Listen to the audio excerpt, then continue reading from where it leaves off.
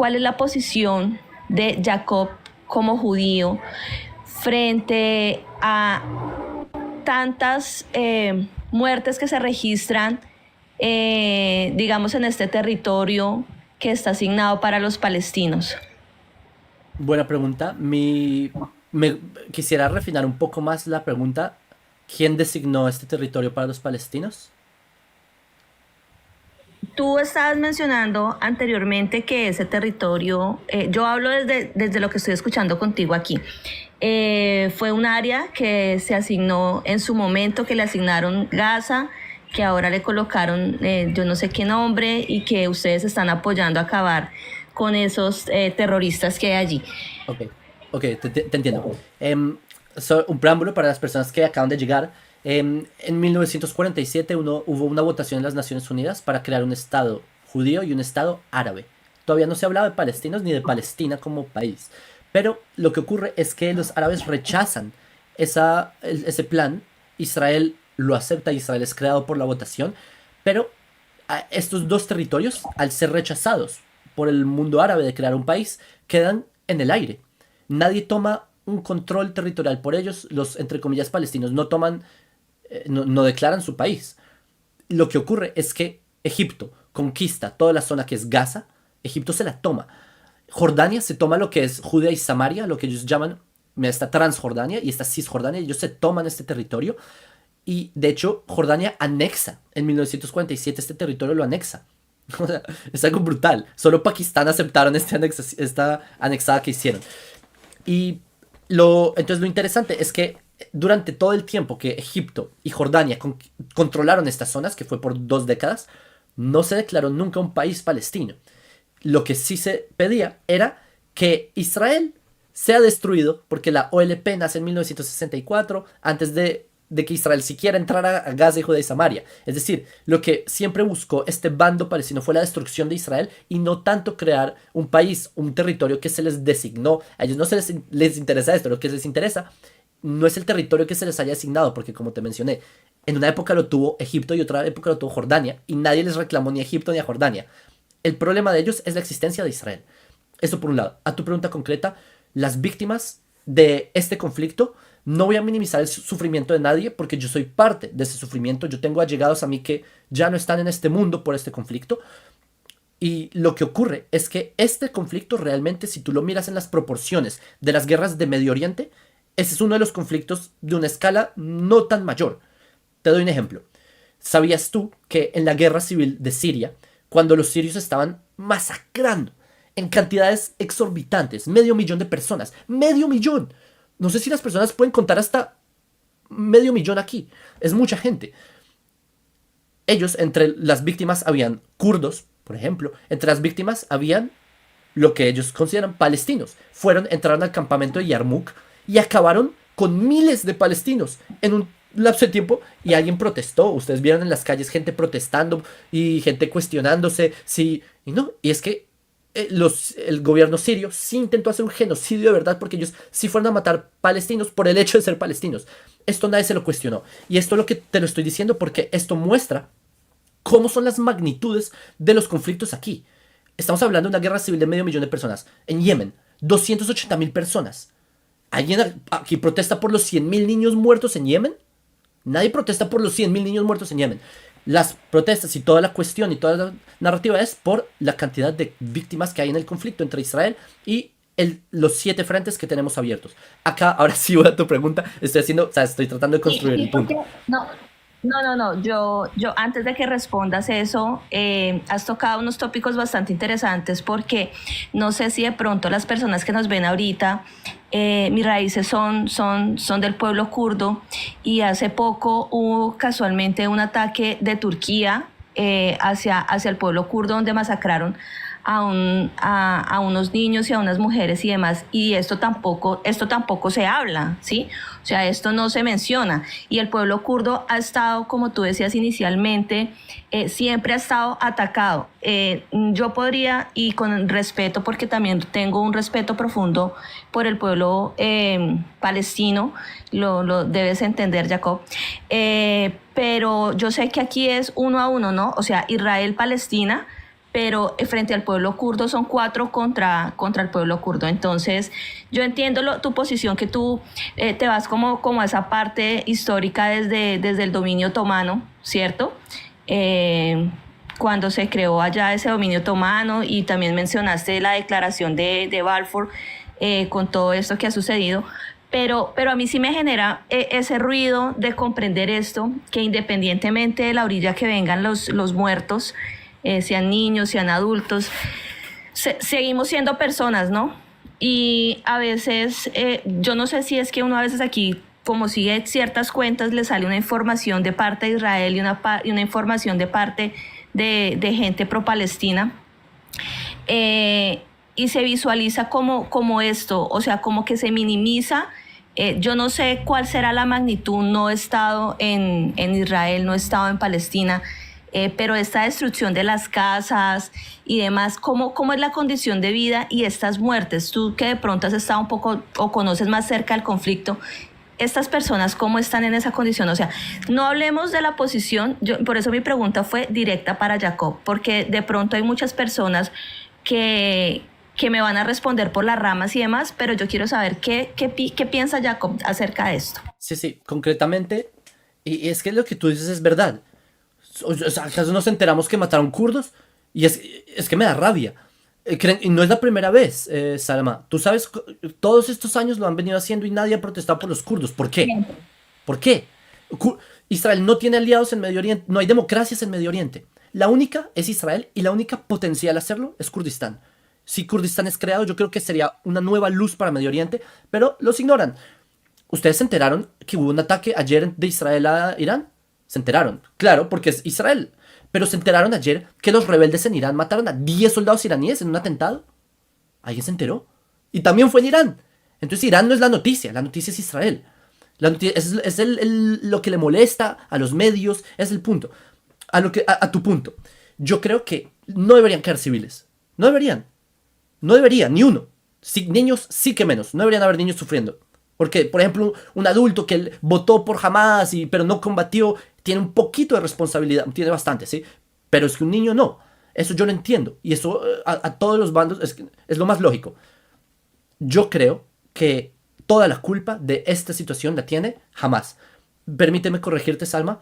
Esta no es una guerra entre Israel y Palestina. Esta es una guerra que tiene Israel contra Hezbollah en Líbano, Irán lanzando misiles, milicias chiitas desde Irak, desde los hutíes en Yemen que lanzan misiles, y también un ataque que empezaron la organización terrorista Hamas, no Palestina, la empezó Hamas, a menos de que Hamas ahora se considere ser Palestina, porque la guerra es contra ellos, no contra Palestina.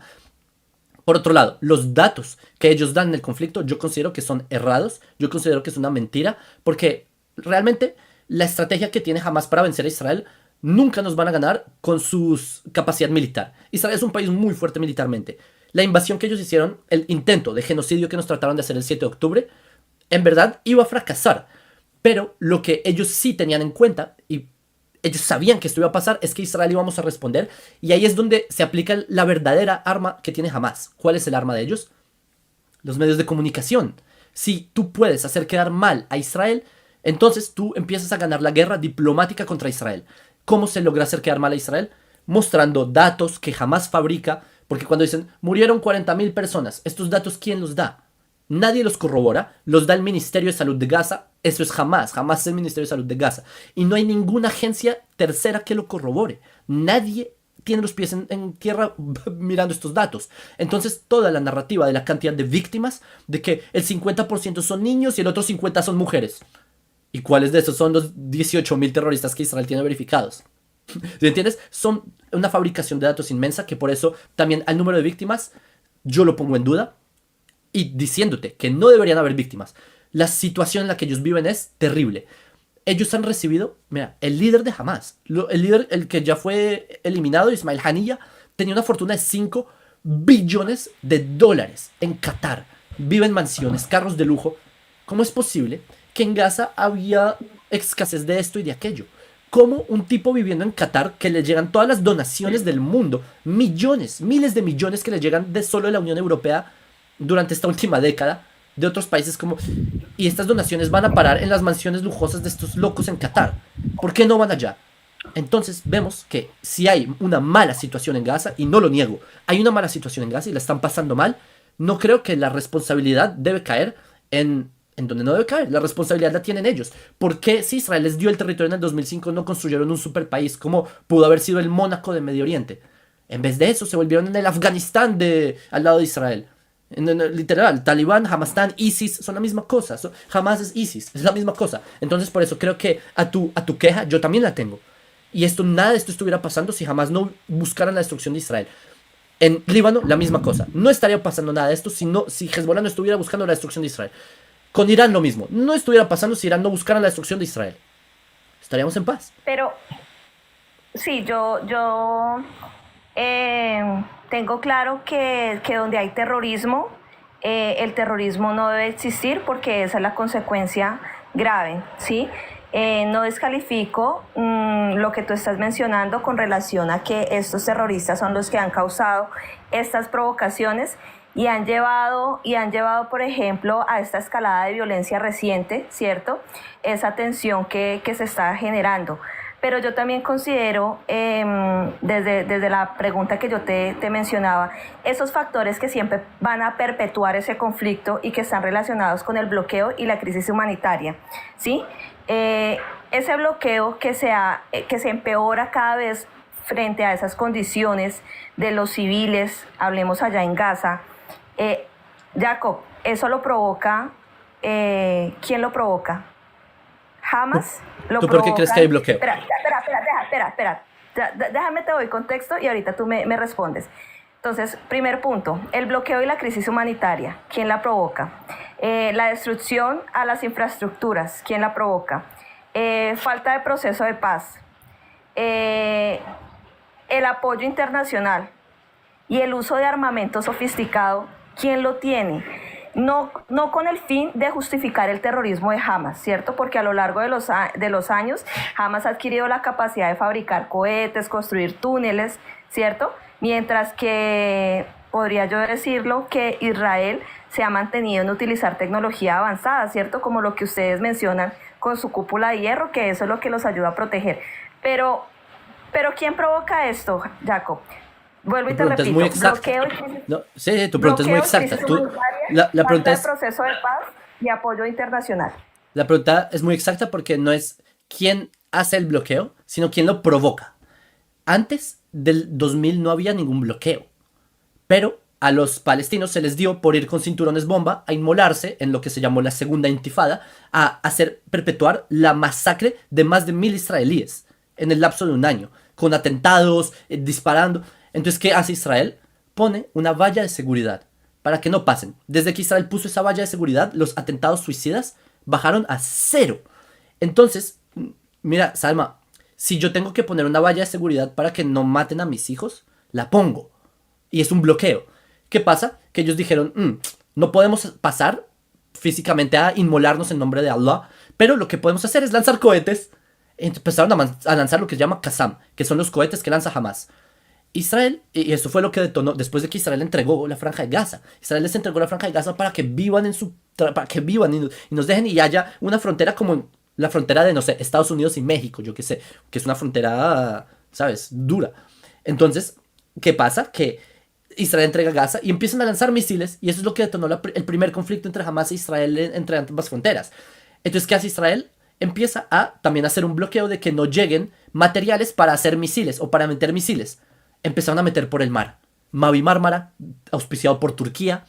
¿Qué hace Israel? También pone personas que vigilen que no entren barcos con armamento. Uno se pregunta, a ver, ¿cómo llegan misiles iraníes a Gaza? Porque esos millones de dólares que ellos reciben, en vez de estar invirtiéndolos en, no sé, una planta de agua potable, porque si les llegan con misiles desde Irán. ¿Cómo es que les llega? Por eso es que hay un bloqueo. Porque lo que ellos quieren es la destrucción de Israel. Israel, solo piénsalo, si no hubiera esos ataques no habría ningún bloqueo. Es así de sencillo. Porque, por ejemplo, hay ciudades árabes dentro de Israel que no tratan de hacerle nada a nadie y por eso no hay ningún bloqueo entre ellas. Solo donde hay conflicto y donde ha habido terror es donde hay bloqueo. Entonces, ¿quién es el que causa el bloqueo? Ellos. ¿Quién es el que causa? ¿Cuál era la otra cuestión? El apoyo internacional realmente, mayoritariamente, es a los palestinos. 100%. Hay incluso organizaciones de la ONU dedicadas solo a los palestinos. Por ejemplo, hay una organización dedicada a los refugiados del mundo. Se llama la UNHRC, que se encargan de atender a todos los refugiados del planeta Tierra.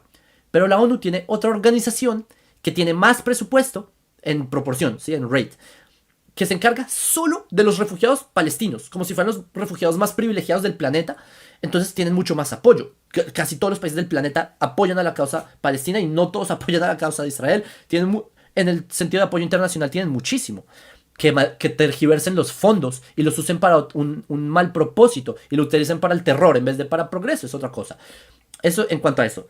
¿Quién es el mayor obstáculo para la paz? Israel, que les dio la Franja de Gaza, que les ha extendido la mano 11 veces, que fue el que creó la autoridad palestina, que es el que les dio las zonas A, B de Judá y Samaria, una y otra vez que Israel ya firmó paz con Egipto y firmó paz con Jordania y con Emiratos Árabes y con Marruecos. Israel, el país que en su acta de independencia dice, nosotros extendemos mano para la paz.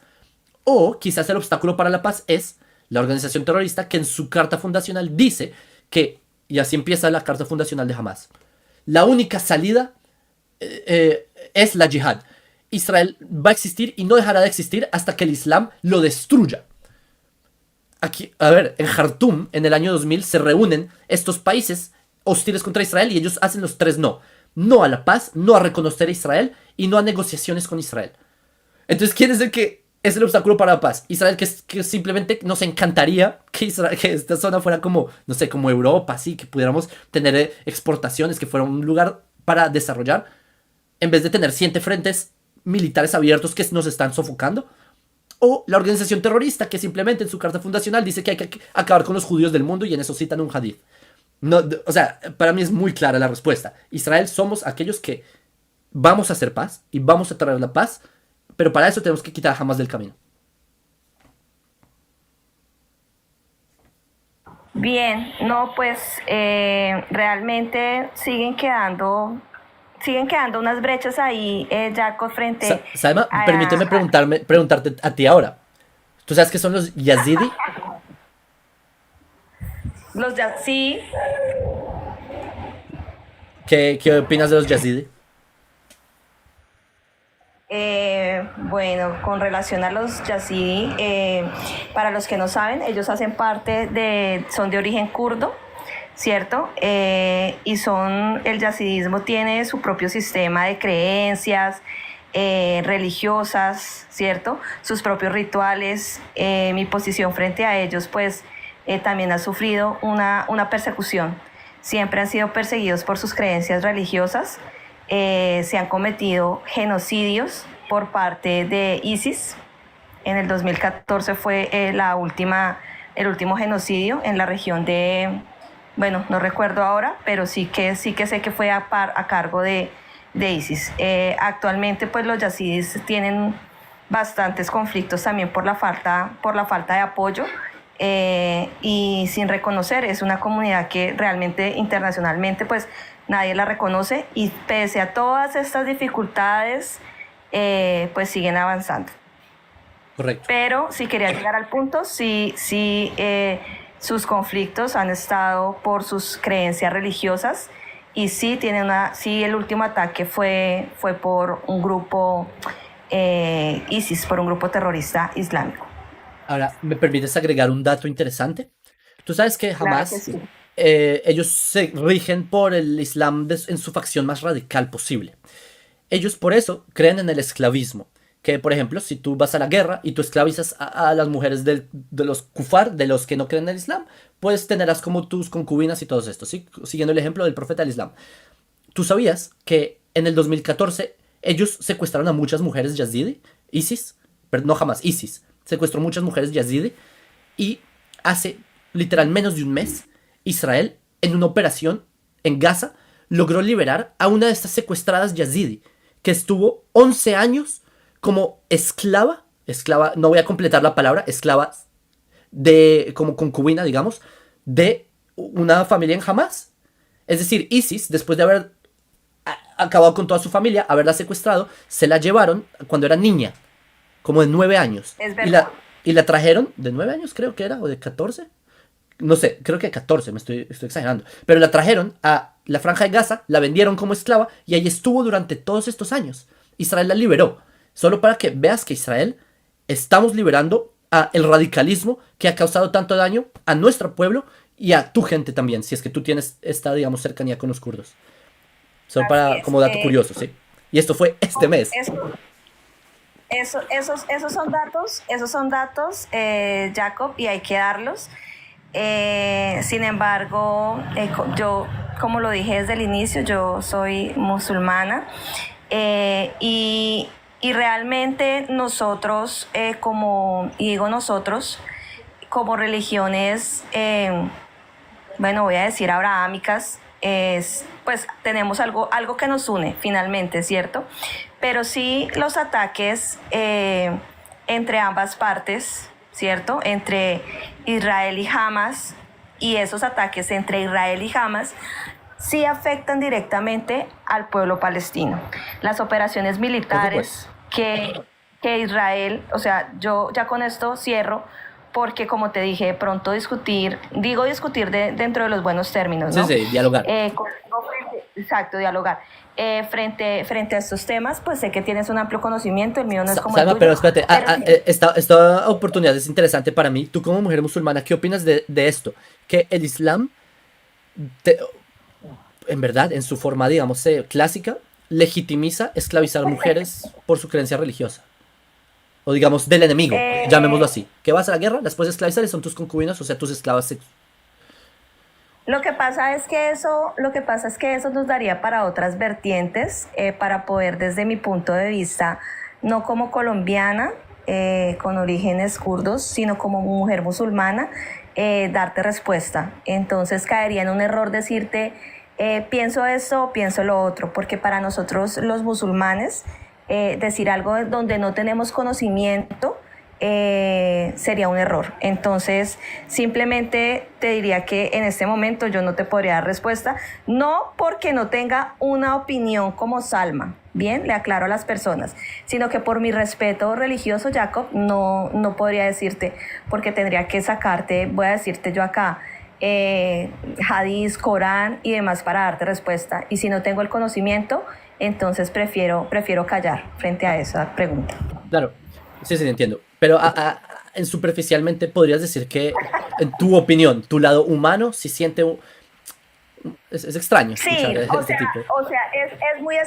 es muy extraño y realmente posiblemente muchos hermanos en la fe que me escuchan aquí dirán, ¿ella qué hace allá hablando con el judío? Judíos Sí, y porque musulmanes hemos hablado por más de un milenio, así que no sé. esto genera muchas orillas. Pero sí, realmente yo estoy en contra de esa esclavitud, no solamente de mujeres, sino de todo tipo de esclavitud que se dé no solamente por las guerras, sino tú sabes que hay también otras condiciones extremas que llamaremos radicales, que no solamente se presentan en el Islam, ¿sí? Que también posiblemente, desconozco, se pueden presentar en el judaísmo. Entonces, porque habrían muchas preguntas que yo también tendría sobre el judaísmo para hacerte, Jacob. Pero bueno, tal vez nos volvamos a encontrar más adelante. Pero bueno, cerrando aquí el tema, algo importante es que, lo mencionaba yo antes, ¿no? Estos ataques que se dan entre Israel y Hamas, ¿cierto? Que ya nos queda claro que es Israel versus Hamas, donde Israel tiene tecnología, armamento, Hamas también lo tiene, no tan avanzado, pero pues lo tiene. Estas operaciones militares que Israel lanza frente a Franja de Gaza, especialmente, sí hace que palestinos sean los que caigan, es decir, cuando digo caigan, pues se desvivan en esta situación. Estos bombardeos y ataques no solamente los perpetra Israel frente a Hamas, estoy nombrando a Hamas para no herir susceptibilidades en general. Israel sí perpetra bombardeos y ataques frente a Hamas, buscando a estos terroristas, afectando al pueblo palestino, ¿cierto? Lo hace de forma aérea, de forma violenta. Yo sé que la violencia con violencia se tiene que responder posiblemente, pero sí están muriendo estos civiles. Yo te preguntaba, estos ataques suelen estar dirigidos a infraestructuras, pero cerca de estas infraestructuras hay seres humanos, ¿cierto? Y yo supongo que también en este conflicto también se pierden hijos del otro lado, también se pierden soldados israelíes, porque no minimizamos a los unos ni a los otros, ¿cierto? También podemos observar que este conflicto, que es entre Israel y Hamas, también provoca unas restricciones, ¿cierto? Y lleva a lo que los musulmanes en su gran mayoría, o la gente pro-palestina, habla de una ocupación del pueblo judío. Podría finalizar diciendo que estos factores influyen en reacciones y ataques a grupos de ambos lados, donde, Jacob, pues podríamos decir que Israel, y ya me contestarás tú para yo bajarme, reacciona a ataques de estos grupos terroristas, justificando que estos ataques vienen de ellos como defensa, ¿cierto?, frente a esa yihad islámica. Quienes ustedes, y digo ustedes porque hablo de los judíos, pero no de los judíos como religión, sino de quienes están en este momento en Israel, que en su mayoría son judíos, siguen lanzando estos cohetes y siguen afectando infraestructuras y siguen muriendo personas. Pero yo digo, si hay tanta inteligencia militar, Jaco, ¿qué pasa que no los encuentran? O sea, ¿por qué seguimos bombardeando como cuando le tiramos a las hormigas y no sabemos dónde está la hormiga reina, y ya llevamos en esto más de 365 días? Entonces, ya con esto cierro. No sé si alguien más quiera subir. Me bajo para escuchar tu respuesta. Sí, ok. No sé si hablé mucho. En grandes rasgos. No sé si hablé mucho. En grandes rasgos, y te voy contestando mientras, y gracias por haber participado.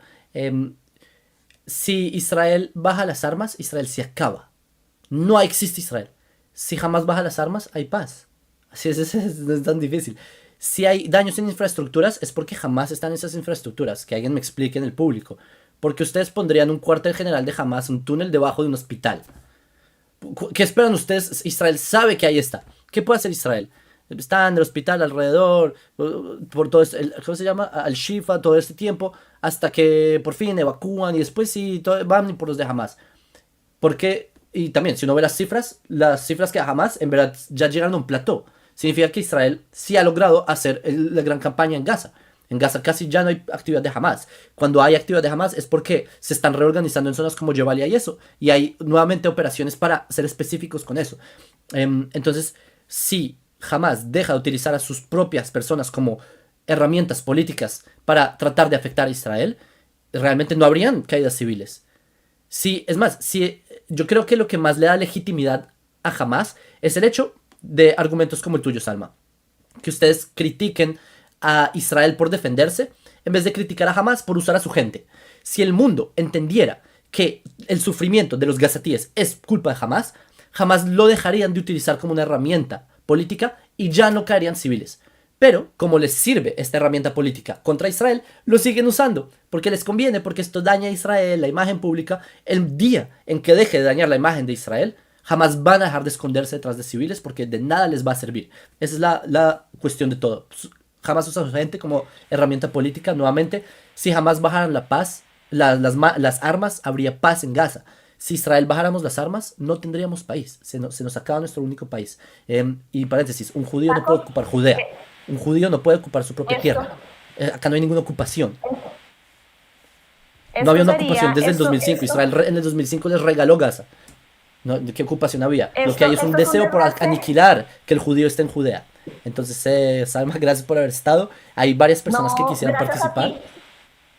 Sí, gracias a ti. Y antes de bajarme, quiero decirle a las personas que de pronto en los comentarios me dejan muchos comentarios frente a esto.